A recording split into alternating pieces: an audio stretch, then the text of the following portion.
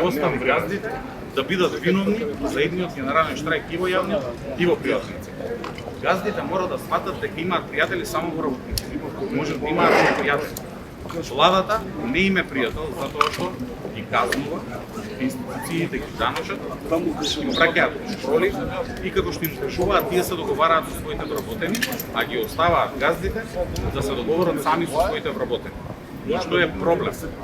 Проблем е тоа што истите газди кои се наоѓаат тука позади нас не дозволуваат синдикално организирање во најголемиот дел на приватниот сектор. Забрануваат организирање на синдикати. И упатам порака и до работниците. Само еден на 10 ваши колеги се бори за вашите плати.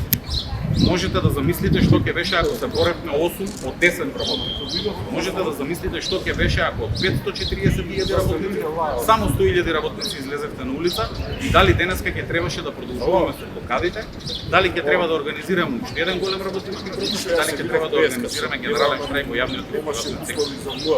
И покрај сите притисоци кои ги се обидуваат да не ги направат, нема да се откажат. Намерата со по 21 човек на улица е само почитување на законот за јавните собеси. Да немаше ограничување од најмалку 20 луѓе на улица, денеска ќе стоев тука сам, за да не снимаат, за да не сликаат ниту еден работник. Денеска сум информиран, иако не ја гледав изјавата, дека било кажано дека сега сум господин, дека било кажано дека сега веќе не сум бил политички определен, но дека било кажано уште пострашно. Дека сега ќе ги заокружувале луѓето кои доаѓаат на протестите и кои бараат корка леп. Дека сега ќе ги објавувале како што го објавуваа моето семејство. Никој на никого не му должи ништо во оваа држава и на никого не смее да се плаши, но да упатам порака и до работодавачите. Имаа можност минатата година кога предлагаа, баравме во нивно име, па не напаѓаа поради тоа. Да си подадеме рака да ги зголемат платите на сите работници за најмалку 6.000 денари. Да задолжиме владата од едниот джеб во другиот джеб да ги плаќа придонесите на тие вработени кои ќе добијат за најмалку 6.000 денари зголемени плати. Понудата е уште на маса и им ја кажуваме од улица. Следниот пат нема да доаѓаме со понуда. Следниот пат ќе дојдеме со генерален штрајк кој ќе ги чини нив многу повеќе од нашите работнички плати.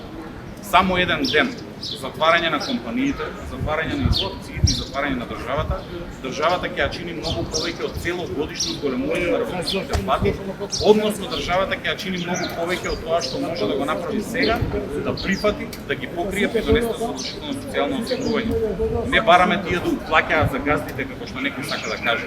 Не бараме тие да ги плаќаат платите на работниците како некој сака да каже.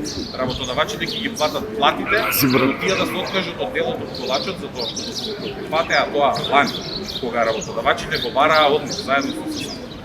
Денеска, во буџетот на владата ќе имаше најмалку 10 милиони евра на месечно ниво или 120 милиони евра снежни пари на годишно ниво. Некој, заради неговата самовентисаност, го одби тоа. Некој одлучи да ги напаѓа синдикатите. Некој одлучи и денеска да не замолчува. Ако се плашат од еден човек, веројатно се плашат и од 21, веројатно се плашат и од 1000, веројатно се плашат многу повеќе од тие 12.000 кои беа на 12 јануари. Но ние веќе одлучивме ќе организираме уште еден голем работнички протест во неработен ден, со организиран превоз за работници, за да дадеме шанса на секој еден работник да ни се придружи, затоа што ги слушаат политичарите, ги слушаат газдите како изминатите денови зборуваат дека нема да се договараат работниците, а работниците сами да се договараат.